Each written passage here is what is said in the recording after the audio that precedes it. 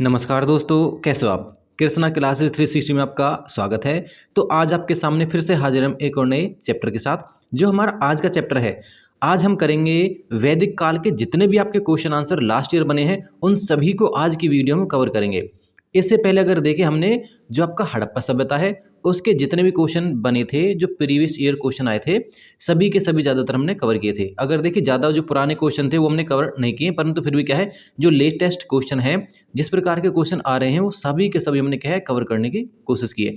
तो इसी सीरीज में अगर हम देखें, आज का हमारा जो टॉपिक है या देखें तो आज हमारे क्या है सेकंड पार्ट है। इसमें हम वैदिक काल के जितने भी क्वेश्चन बनते हैं उन्हें कवर करेंगे।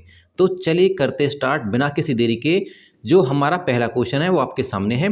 देखें तो देखो, इसमें दे रखा है कि इसमें से किस ग्रंथ में सभा और समिति का उल्लेख एक वैदिक देवता की दो पुत्रियों के रूप में किया गया है।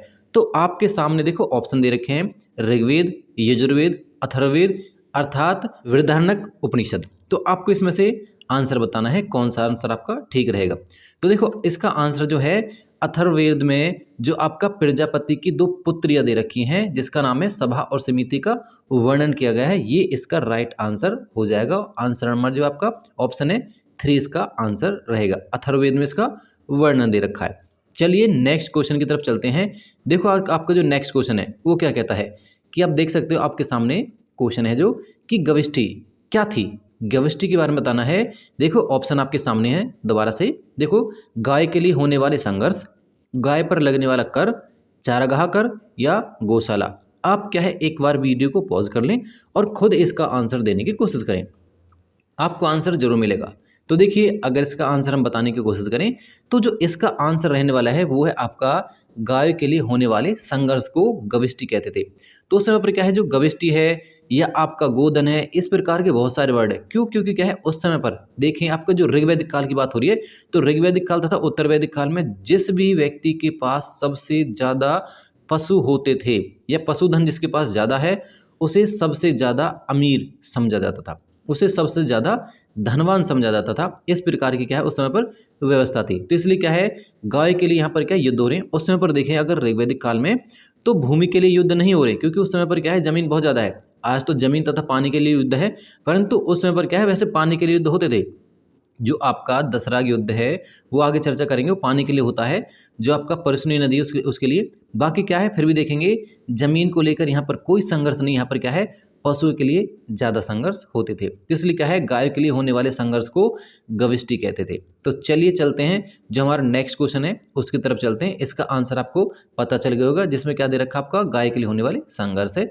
तो देखते हैं जो नेक्स्ट क्वेश्चन आपके सामने हाजिर है कि देखो, ऋग्वेद में दो कृषि योग्य भूमि के बीच में भूमि पट्टी को क्या कहा जाता था। अगर हम देखें इसका आपको बताने की कोशिश करें तो देखो आपका, देखो ये नदी है और आपका ये नदी है, इनके जो बीच का ये क्षेत्र है, इसके जो बीच का ये क्षेत्र है, इसे क्या कहा जाता था, ये है आपके लिए क्वेश्चन।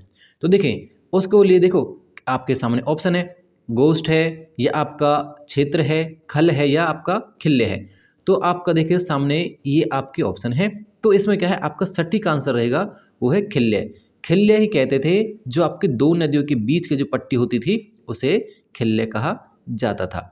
तो चलते हैं अब अपने जो नेक्स्ट क्वेश्चन तरफ। देखें जो हमारा आपका नेक्स्ट क्वेश्चन है कि ऋग्वेद में धनाढ्य जो अमीर परिवार है या धनाढ्य लोग हैं के लिए निम्न में से किस शब्द का प्रयोग किया गया था। तो हमें एक अमीर व्यक्ति के लिए क्या शब्द प्रयोग किया गया है वो आपको बताना है।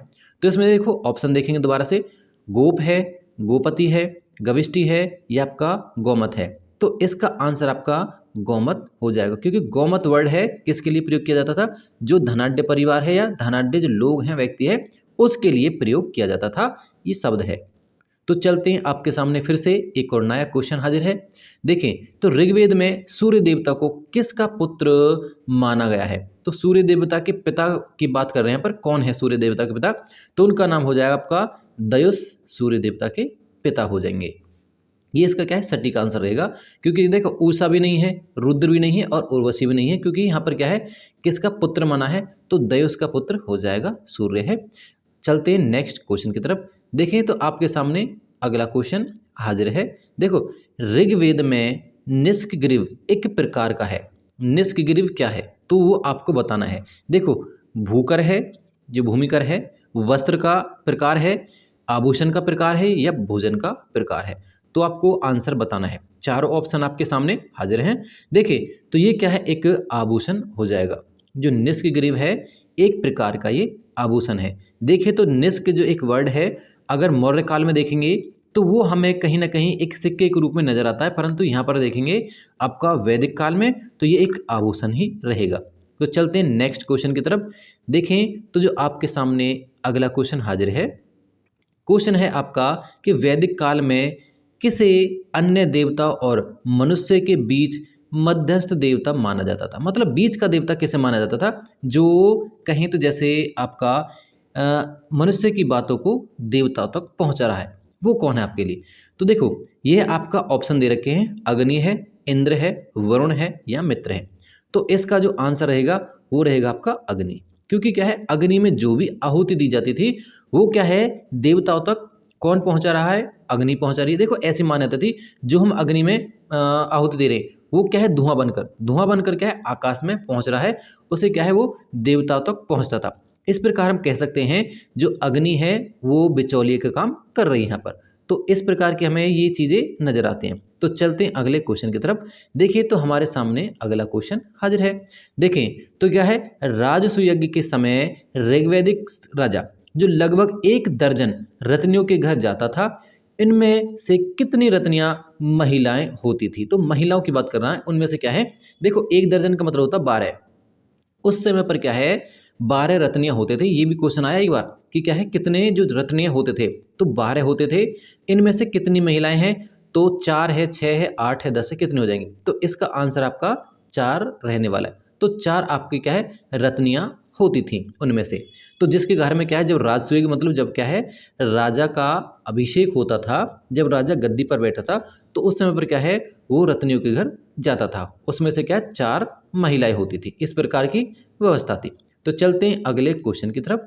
देखें यहाँ पर क्या है आपको मिलान करने के लिए दिया गया है कि आपको मिलान करना है। जैसे दे रखा देखो, निम्न में से कौन सा क्या है सुमेलित। देखो सुमेलित करना, बात ऊपर ले को छोड़ो, खैर देखिए तो सुमेलित करते हैं, आपको थोड़ा सा बताते हैं। देखो ऋग्वेद में जो ऋग्वेद के जो पाठ करता है, ऋग्वेद के पाठकर्ता को या जो उसका ऋषि होता है उसे कहते थे हम होत्र। तो हम मिला देते हैं आपको। देखो ए का हो जाएगा आपका 3, ठीक।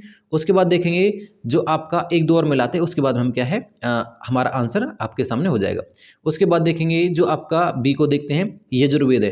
तो यजुर्वेद को हम देखेंगे आपका अधर्यु के रूप में देखते हैं, क्योंकि अधर्यु उसका पाठ करता है। अथर्ववेद का देखेंगे, पहले आपका सामवेद देखें या अथर्ववेद देख लो। अथर्ववेद का क्या है ब्राह्मण है, और आपका सामवेद का हो जाएगा होत्र हो जाएगा, होत्री सॉरी उदगाता, ये हो जाएगा। तो इस प्रकार क्या है हल्का सा हौज पौज हो गया। बाकी क्या है इसका बी ऑफ आंसर रहने वाला है, इसका बी आंसर रहेगा। देखो ए का 3 है, आप इन्हें दोबारा से देख सकते हो, बी ऑप्शन रहेगा। ए का आपका 3 हो जाएगा, बी का 4 है, ए का 3 हो जाएगा और बी का हो जाएगा 4, ए का 3 हो जाएगा, बी का 4 है।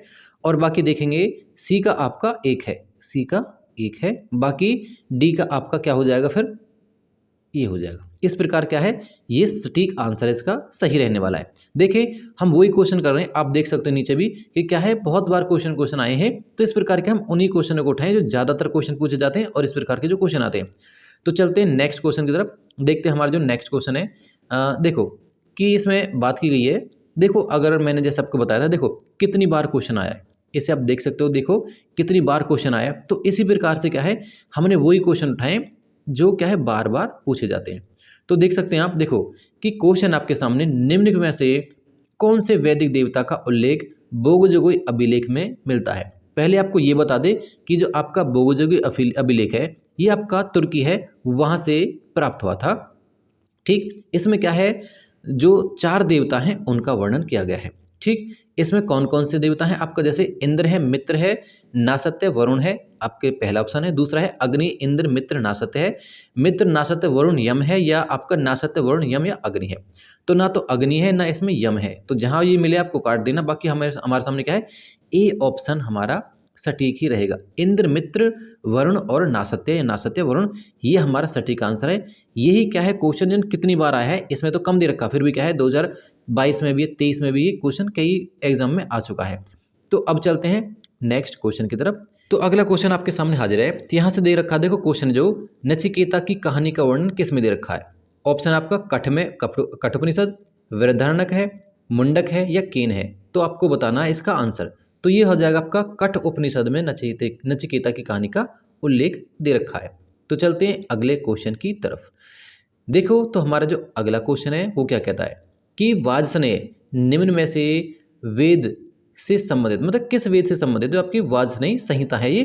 तो आपका आंसर रहेगा जैसे वैसे इस पे निशान लग रहा है, आप देख सकते हो कि क्या है, ये आपका यजुर्वेद है जो इसका आंसर हो जाएगा, क्योंकि यजुर्वेद में क्या है, एक किसकी एक जो संहिता है, यजुर्वेद की संहिता है वाजसनेय जो संहिता है।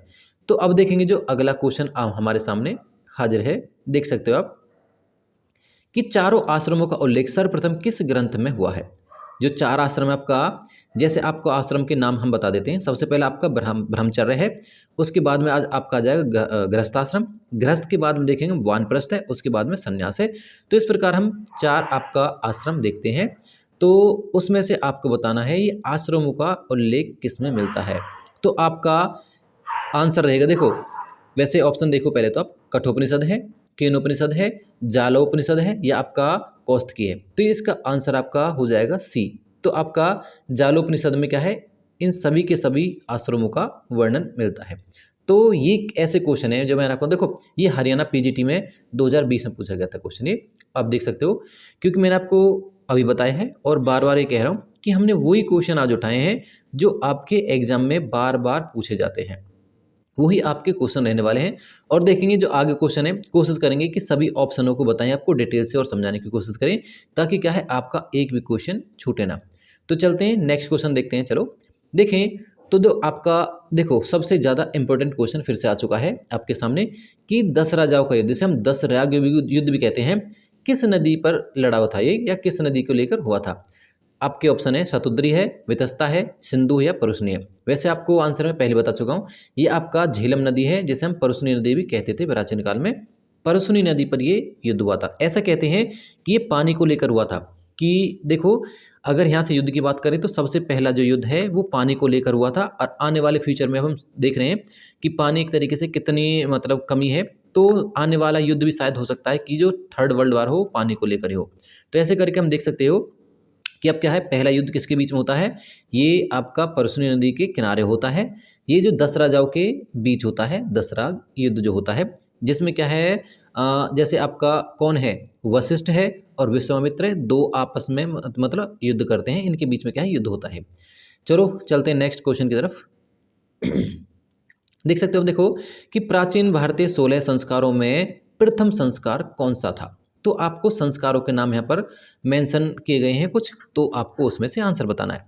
देख सकते हो, अब देखो पुंसवन है, नामकरण है, गर्भाधान है या आपका जातकर्म। वैसे ये बहुत ही आसान क्वेश्चन है आपका, आप बता सकते हो बिल्कुल नैनो सेकंड में ही।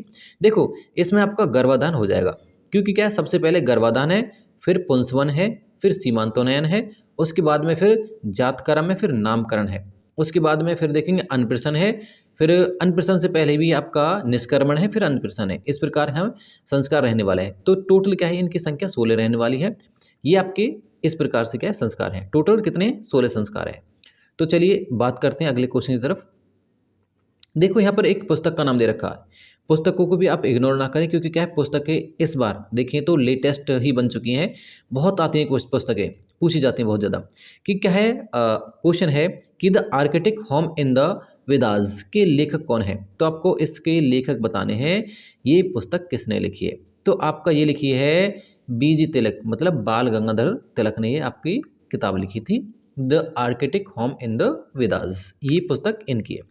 तो चलते हैं चर्चा करते हैं अगले क्वेश्चन की तरफ। देखें तो हमारे सामने अगला क्वेश्चन है कि ऋग्वेद के किस मंडल में गायत्री मंत्र लिखा है। तो आपको बताना है कि गायत्री मंत्र किस वेद से संबंधित है। तो क्या है आपका तृतीय में आ जाएगा, क्योंकि जो आपका विश्वामित्र है, विश्वामित्र ने ही आपका गायत्री मंत्र की रचना की है। तो तीसरे मंडल में ही क्या है ये हमें चीज़ें देखने को मिलती हैं। तो ये आपका गायत्री मंत्र आ जाएगा, मुंडक उपनिषद वो हो जाएगा। वैसे तो इसमें क्या है इसकी चर्चा हमें मिलती है। तो चलते हैं अगले क्वेश्चन की तरफ। देखिए तो आपका जो क्वेश्चन है क्वेश्चन है कि याज्ञवल्क्य एवं क्या मैत्रेयी, मैत्रेयी को हम गार्गी भी कहते हैं, को क्या है दार्शनिक संवाद किस उपनिषद में वर्णित है, मतलब दोनों के बीच में संवाद होता है वो किस उपनिषद में दे रखा है, ये बड़ा इंपॉर्टेंट क्वेश्चन है। तो वृहदारण्यक में है, श्वेताश्वर में है, छंदोग में है या कौस्तुकी में। तो आपका इसका आंसर हो जाएगा, ये आपका वृहदारण्यक में हो जाएगा, इसका आंसर वृहदारण्यक उपनिषद में हमें देखने को मिलता है। अब चलते हैं नेक्स्ट क्वेश्चन की तरफ, जो आपका अगला क्वेश्चन है, आप देख सकते हो। देखिए कि क्या है, वैदिक काल में निष्क क्या है। ये दोबारा से क्वेश्चन आ चुका है कि वैदिक काल में हमें बताना है कि निष्क है क्या, सिक्का है, संस्था है, आभूषण है या जाति है। तो निष्क आपका एक सिक्का हो जाएगा, सॉरी निष्क आपका यहाँ पर आभूषण है, निष्क आपका आभूषण हो जाएगा। सिक्का कहाँ पर देखने को मिलता है निष्क, तो निष्क से सिक्का जो हमें मौर्य काल में देखने को मिलता है कि मौर्य काल में जो निष्क है वो फिर सिक्का बन चुका है। और जो निष्क वैसे आभूषण है, एक जो गले में धारण करने का आभूषण है, बाद में इस जो निष्क है इसका जो व्यापारी लोग भी यूज़ करने लगे हैं वस्तु के आदान प्रदान के लिए, उसके बाद में जाकर देखेंगे तो सिक्का का रूप ही ले लेता है। इस प्रकार क्या है, कुछ व्यक्ति या कुछ इतिहासकार भी देखें इसमें कन्फ्यूजन है कि ये आखिर में सिक्का था या आपका ये आभूषण था। ये दोनों चीज़ें का वर्णन है। जैसे देखते हैं हम कि ये व्यापारी लोग भी यहाँ से इससे व्यापार कर रहे हैं और इससे देखेंगे तो ये पहना भी जा रहा है आभूषण। तो इसलिए क्या है, कुछ इतिहासकार इसमें थोड़े से कन्फ्यूज है कि ये सिक्का है या आपका क्या है। तो ये क्या है, आपका आभूषण है जो गले में पहना जाता था, बाद में देखेंगे तो ये क्या है, व्यापार के लिए यूज होने लगा है।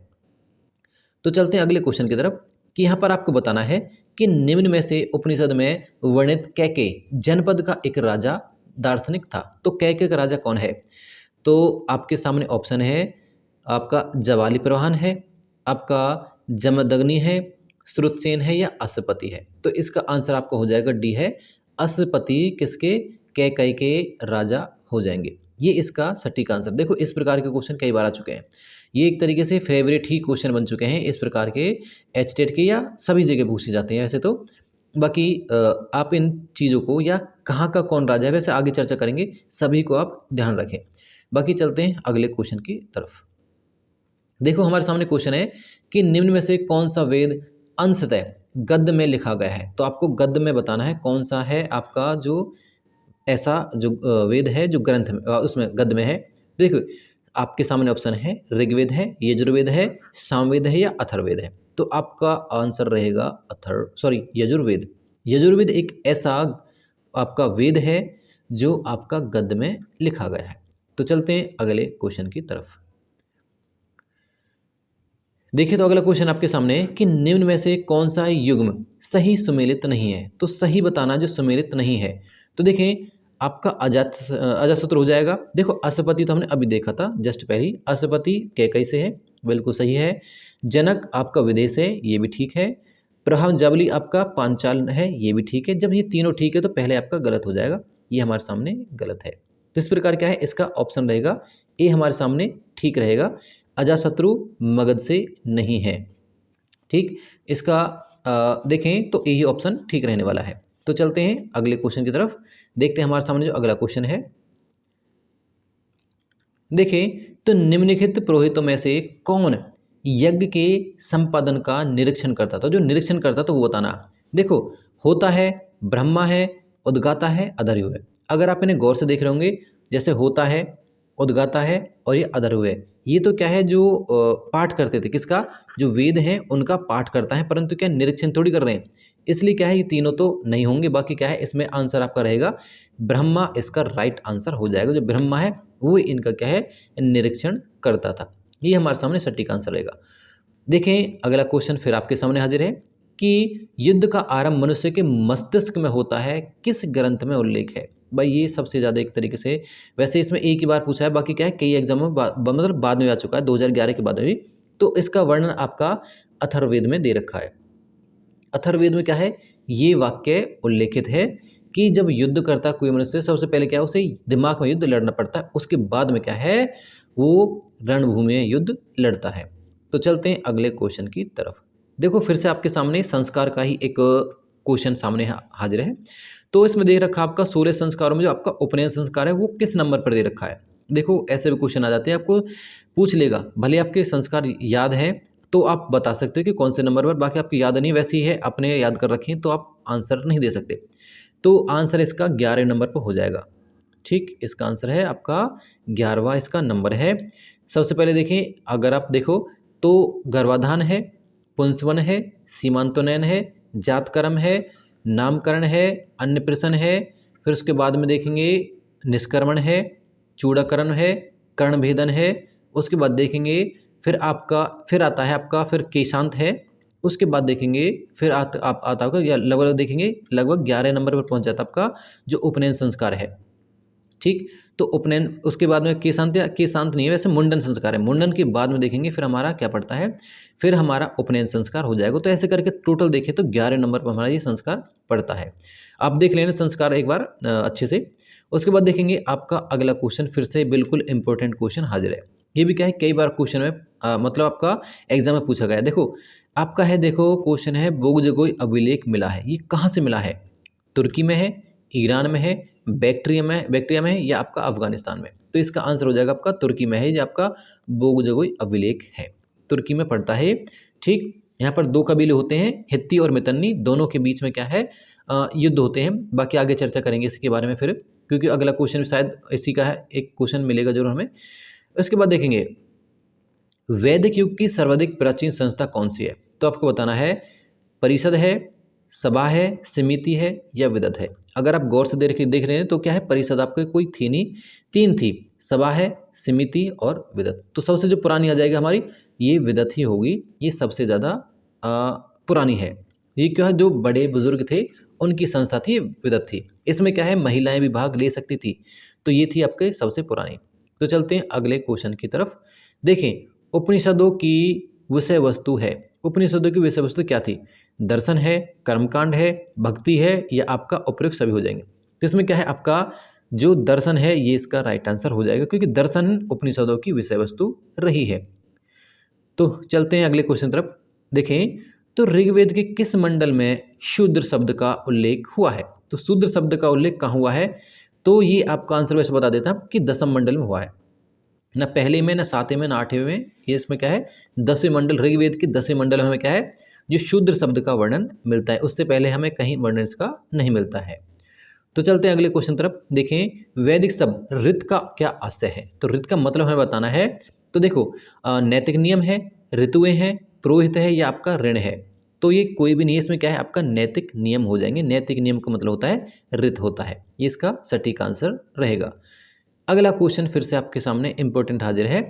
आर्य शब्द का आपको अर्थ बताना है। वैसे आर्य शब्द के कई मतलब निकलते हैं, वैसे श्रेष्ठ है, महान है, ये आपके बहुत सारे वर्ड हैं जो आपका आर्य शब्द के लिए वर्ड यूज होते हैं। तो इसमें क्या है, श्रेष्ठ आपका सटीक आंसर हो जाएगा। तो आर्य शब्द का मतलब होता है श्रेष्ठ।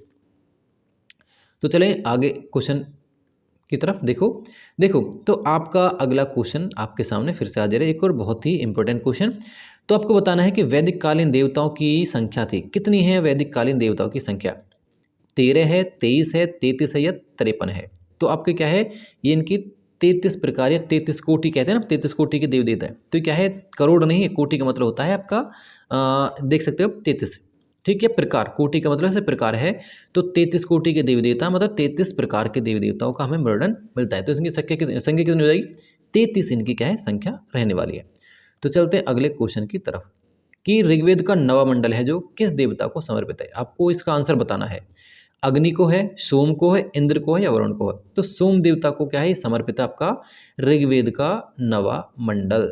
तो चलते हैं अगले क्वेश्चन की तरफ। इसमें आपको बताना है कि ऋग्वेद के तृतीय मंडल की रचना की है। तो तीसरे मंडल की रचना किसने की है? हम वैसे पहले चर्चा कर चुके हैं इसके।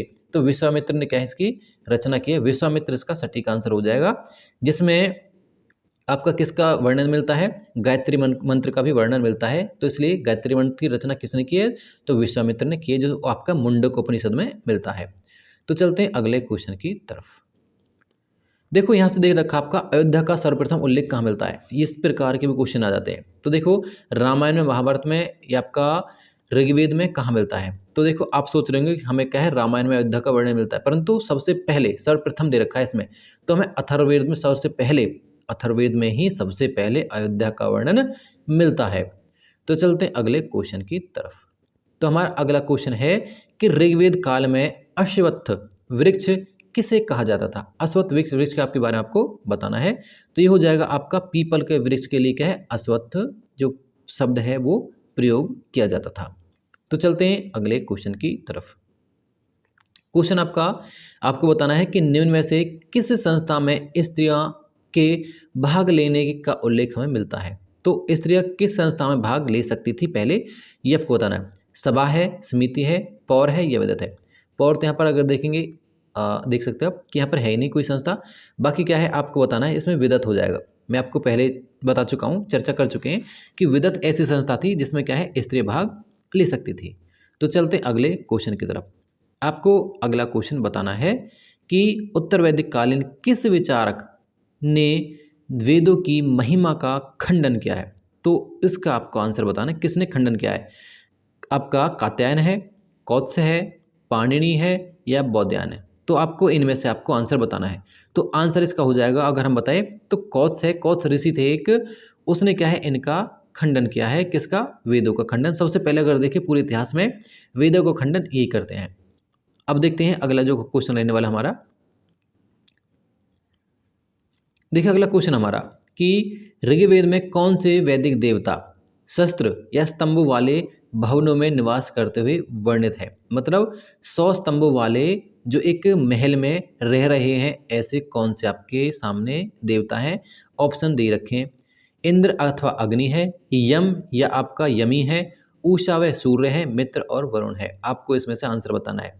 तो वो देवता आपके सामने हो जाएंगे मित्र और वरुण। ऐसे देवता थे जो सहस्त्र मतलब 100 स्तंभों वाले भवनों में निवास करते थे। ये इसका आंसर आपके सामने हो जाएगा। तो चलते हैं अगले क्वेश्चन की तरफ। जो हमारा क्वेश्चन है अगला नेक्स्ट है कि आपको बताना है, आप क्वेश्चन देख सकते हो। देखिए कि भारत में आगमन के बाद आर्यों ने सर्वप्रथम अपना निवास स्थान कहाँ बनाया था। तो कहाँ आकर सबसे पहले वो ठहरे थे जो आर्य थे। हमें पता है जो आर्य है कहाँ से आए हैं, आर्य आपके मध्य एशिया से आए हैं। जैसे मैक्स मूलर जी कहते हैं कि जो आर्य है मध्य एशिया से आए, परंतु आए तो हैं, सबसे पहले वो कहाँ ठहरे हैं भारत में आकर, वो आपको जगह बतानी है। मध्य प्रदेश में ठहरे, कुरुक्षेत्र में ठहरे, गंगा का मैदान वहाँ पर ठहरे, या आपका सप्त सैंध प्रदेश में ठहरे। देखो मध्य प्रदेश आप जानते हो, कुरुक्षेत्र आपका हरियाणा में है जानते हो, गंगा का मैदान आप जानते हो अच्छी भली बात ही। परंतु सप्त सैंध जो प्रदेश है ये क्या है, तो जो आपकी 7 नदियाँ हैं, जो सप्त सैंध प्रदेश है, तो जो सिंधु की जो सहायक नदियाँ हैं 7 नदियाँ हैं, उन्हें कहते हैं आपका सप्त जो सैंध जो क्षेत्र है प्रदेश है पूरा वही हो जाएगा। तो सबसे पहले जो आर्य आए थे तो इसी साइड से आए हैं, वो आपका जो पाकिस्तान वाला इलाका है वहाँ से आए हैं। तो क्या है यहीं पर सबसे पहले आकर ठहरे थे।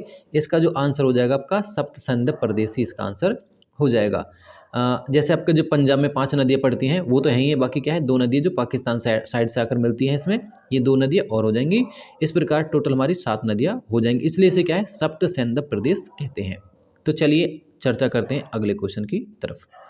तो अगला क्वेश्चन आपके सामने हाजिर है, आप देख सकते हैं कि देखो उत्तर वैदिक काल में रत्निन की संख्या कितनी थी। वैसे हम बता चुके हैं रत्निन का आपको पहले ही क्वेश्चन कि जो रत्निन है इनकी संख्या आपका 12 हो जाएंगी।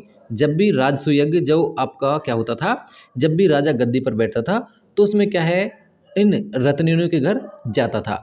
इनकी संख्या कितनी है दोबारा से बता देते हैं, इनकी 12 थी संख्या थी। इसमें क्या है 4 महिलाएं भी होती थी, शामिल होती थी। ये और आप याद रखें तो बेटर रहेगा।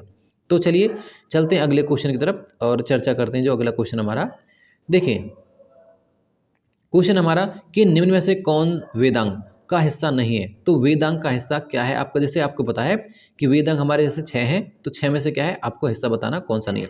ज्योतिष भी है, कल्प भी है, निरुक्त भी है और आपका छंद है, ये आपके वैसे हो जाएंगे। तो इसमें से आपको आगमन दे रखा, आगमन इसमें नहीं हो जाएगा, आगमन नहीं है। बाकी ज्योतिष है, कल्प है, निरुक्त और छंद भी है, ये आपके 4 हो जाएंगे वैसे तो।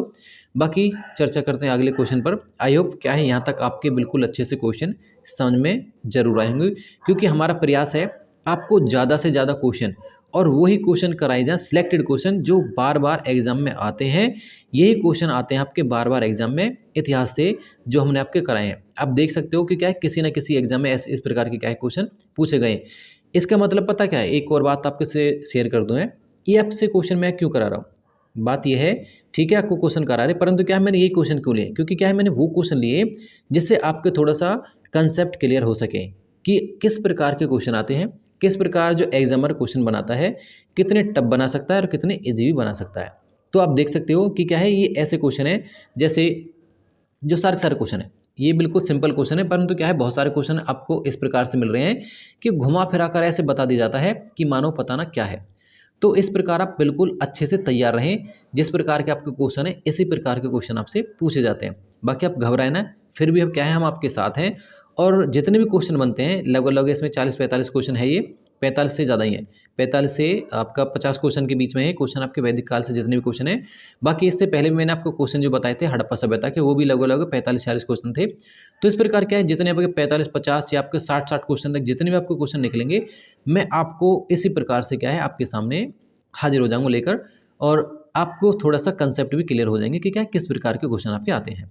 तो चलिए 2-4 क्वेश्चन और है हमारे सामने, उन्हें कंप्लीट कर लेते हैं, फिर उसके बाद में क्या है हम नेक्स्ट जो वीडियो आपकी बनाएंगे वो आपकी रहने वाली है, फिर जो 16 महाजनपद है ये आपकी फिर रहेगी बौद्ध धर्म तथा जैन धर्म, दोनों को देखेंगे, अगर अलग अलग कोशिश करेंगे बनाने की वैसे तो, बाकी फिर भी कोशिश रहेगी हमारी। देखें तो चर्चा करते हैं अगले क्वेश्चन की तरफ। जो हमारा अगला क्वेश्चन है देख सकते हो आप कि किस यज्ञ में 25 यूपों के प्रयोग का विधान था। 25 यूप जो थे, देखो आपको थोड़ा सा क्लियर कर दे, यूप क्या था, जो कुंड होते थे इस प्रकार, जो क्या है आपको लगभग चौकोर कुंड बनाए जाते थे। वैसे तो यज्ञ के लिए जो कुंड होते थे इस प्रकार क्या है, टोटल कितने होते थे वो 25 कुंड हैं। तो 25 कुंडों का जो आपके यूप होते थे, जो हवन जिसमें होते थे, वैसे आपने देखे होंगे, तो 25 यूपों का वर्णन कहाँ पर दे रखा है, किस यज्ञ में वो उपयोग होते थे। आपका राजसु यज्ञ, पुष्पमेध यज्ञ है, अश्वमेध यज्ञ, आपका वाजपेय यज्ञ है। तो आपको बताना है किस यज्ञ में उपयोग होते थे। तो देख सकते हो आप, इसका जो आंसर हो जाएगा आपका पुरुषमेध यज्ञ। पुरुषमेध यज्ञ में क्या है 25 यूपों का वर्णन हमें मिलता है। अगर देखिए पुरुषमेध यज्ञ क्या था, इसमें क्या है पुरुष की बलि दी जाती थी, इसलिए इसे क्या है पुरुषमेध यज्ञ कहा जाता था। ये भी क्या है इंपॉर्टेंट आपके सामने क्वेश्चन हो जाएंगे। तो चलते हैं अगले क्वेश्चन की तरफ। तो देखिए आपके सामने अगला क्वेश्चन हाजिर है कि ऋग्वेद में निम्न में से जो देवता दे रखे आपके कि क्या है उनका रथ बकरे की से थे। आपके एक देवता दे रखे हैं, ये चारों पांचों चार दे रखे हैं, इसमें से कौन सा ऐसा देवता है जिसका रथ बकरे खींचते थे। पूषण है, रुद्र है, वरुण है, ये यम है। तो देखो पूषण वो देवता था जिसका रथ बकरे खींचते थे, ये इसका क्या है सटीक आंसर हो जाएगा। चलते फिर अगले क्वेश्चन की तरफ। देखें जो हमारे सामने लास्ट क्वेश्चन है, ये वैसे लास्ट क्वेश्चन बनता है कि इसमें दे रखा आपका कि पूर्व वैदिक काल में भूमि का स्वामित्व किसके पास था। निजी व्यक्ति के, छोटे परिवार के, संपूर्ण कबीले के पास, या उपरोक्त में से कोई नहीं। तो अगर देखें इसका जो आंसर आपका रहने वाला है, तो इसमें आपका आंसर रहेगा संपूर्ण कबीले। तो क्या है संपूर्ण कबीले के पास में क्या है उसका देखें तो हक होता था, किसका स्वामित्व का। कि स्वामी जो कौन था, कोई निजी नई व्यक्ति नहीं है, इसमें स्वामी आ जाएगा आपका पूरा का पूरा जो कबीला था, संपूर्ण कबीला था, वो क्या रहता था, वो जो जितनी ज़मीन है उसका स्वामी होता था। आई होप आपके क्या यहाँ तक क्वेश्चन समझाएंगे, क्योंकि हमने क्या है आज जितने भी क्वेश्चन यहाँ से बनते थे इंपॉर्टेंट क्वेश्चन सभी के सभी अच्छे प्रकार से कवर किए हैं और थोड़ा सा समझाने की कोशिश भी की है। आई होप क्या है यहाँ तक आपके क्वेश्चन समझ में जरूर आए होंगे, और हमारी आशा है कि आपके सामने देखें तो क्वेश्चन हम लाते रहेंगे। बाकी क्या है हम ये उम्मीद कर सकते हैं कि आपको क्या है वीडियो ही पसंद आई होगी। अब देखेंगे इसी प्रकार हम क्या है टोटल पूरे जितने भी हिस्ट्री से क्वेश्चन बनते हैं आपका, जो क्योंकि HTET एग्जाम आपका पास में ही है और अन्य एग्जाम भी आपको देने हैं वैसे तो। बाकी सभी एग्जामों के लिए जितने भी जहाँ पर भी हिस्ट्री आती है वो सभी एग्जामों के लिए जरूरी है। आप ये ना सोचें कि क्या हिस्ट्री के लिए वैसे, बाकी HTET के लिए, बाकी क्या जहाँ पर भी आपकी हिस्ट्री आती है सभी एग्जामों के लिए जरूरी। तो चलते हैं, अब आपसे विदा चाहते हैं, मिलते हैं हम नेक्स्ट वीडियो में। अब तक के लिए भाई आपसे धन्यवाद।